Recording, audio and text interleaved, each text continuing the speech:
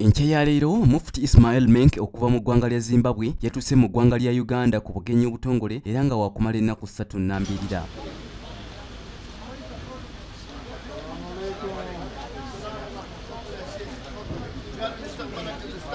Ono yatuuse ku ssaawa 7 era ng'olwatuuse abasiraamu bangi ku kakiiko akamuleese wamu ne bannamawulire baabaddewo era nga aliko obugambo bwe yayogedde nga yalaze n'essanyu ery'amaanyi okutuuka mu ggwanga.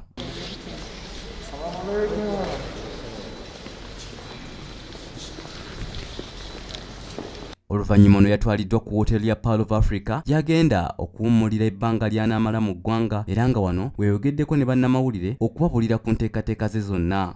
And one of the ideas of my visit now is to remind the youth to continue on the path of development of their morals, their values, and their consciousness of God Almighty, because this is how we would be able to excel. With discipline, we can go very far. When we lose the discipline, then we have ourselves. Mufti Menk yalaze essanyu ly'alina okuddamu okukyalako mu Uganda era n'akkaatiriza nga bw'abadde asubwa ennyo Uganda okuva lwe yava mu ggwanga lino. My beloved brothers and sisters, dearest viewers, and the beautiful nation of Uganda, as I said earlier, I'm very excited to be here for the second time. And although it seems like it was a very short period, but it was actually a very long period.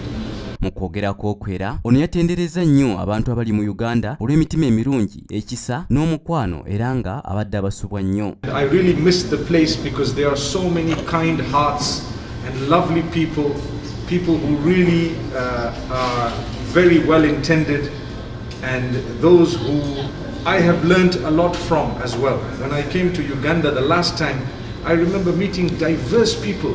The kindness, the goodness, the character and conduct, it really puts you in a position of advantage when it comes to many factors, because these are characteristics that we should never lose. Oneyongeddeko nga bw'ayagala bannayuganda kubanga bagenda mu maaso n'okweyisa obulungi saako n'okusaba okweyongera okugenda mu maaso n'empisa ennungi saako okukulaakulana mu ddiini newankubadde wabaddewo obutakkaanya. It's important for us to realize that even with our differences, we will have differences. That is human nature. You won't think exactly as I do, and I won't think exactly as you do, but we must make sure that we can navigate through those very respectfully and, maintaining the dignity that we are taught, the discipline that we are supposed to be having. So inshallah, I wish to touch on some of these points. Munaku zagenda okumala ajja kuggulawo essomero lya Musa Quran School nga lino likwasa Quran ku mwoyo. Ajja nakwetaba ku kijjulo eky'ekikungu ekiyite corporate dinner ekitegekeddwa ku Pearl of Africa Hotel era nga ajja nakukyalirako omukulembeze w'eggwanga ekyankwanzi olw'okusatu ajja kusiibula yeeyongereyo ku ngendo ze ez'enjawulo. Mufti Menk era yalaze n'engeri gy'ategeeramu ekifo kino abaana mwe basomera Quran. So a few years ago, on YouTube, I had seen a small clip of some children reciting the Quran, and the recitation was quite good in terms of the standards, and it touched my heart, and I told myself, these are my own children.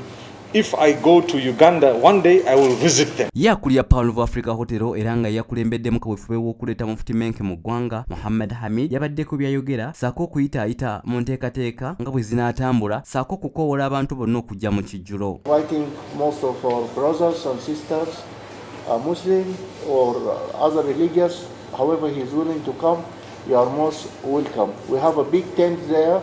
It can take more than 1,000 people with the social distance as per the SOP of Ministry of Health. Kimanyiddwa nga Mufti Menk bwali mufti omukulu owa Zimbabwe era nga yasembayo okujja mu Uganda okukosa omwaka oguwedde oba guyita ogwa 2019 era nga yayogerako eri abasiraamu mu kisaawe Namboole. Leero okusingira ddala agamba nti essira wakuliteeka nnyo ku baana n'abavubuka okubabangula ku kiki kye balina okukola okufuuka ab'omugaso. Nzara Fatima Soke, STV Select EY'ENJAWULO.